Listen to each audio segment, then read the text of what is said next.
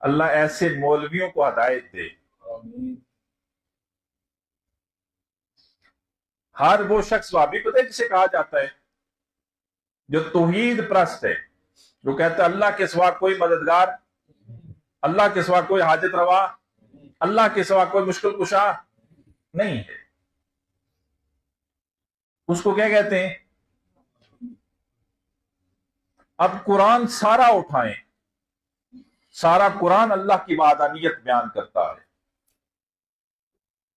سارا قرآن اللہ کی توحید بیان کرتا ہے۔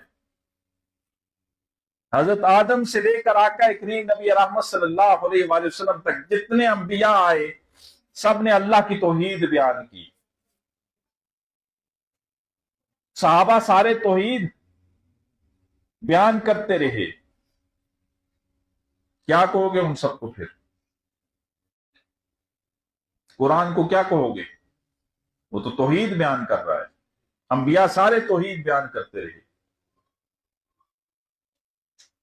بولو نا،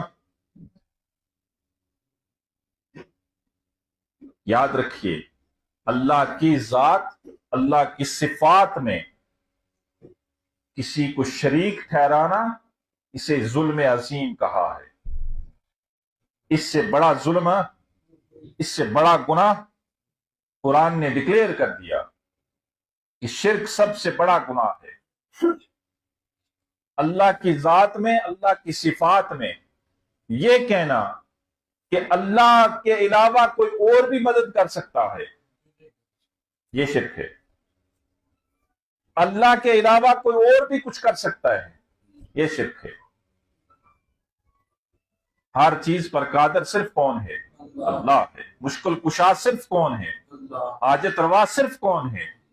بگڑیاں بنانا صرف کس کا کام ہے؟ حاجتیں پوری کرنا صرف کس کا کام ہے؟ اللہ کا کام ہے۔ ہم اللہ کے سوا کسی اور سے مدد، اللہ کے بعد اگر کوئی ہستی ہے نا، وہ ہے آقا کریم نبی رحمت صلی اللہ علیہ وآلہ وسلم۔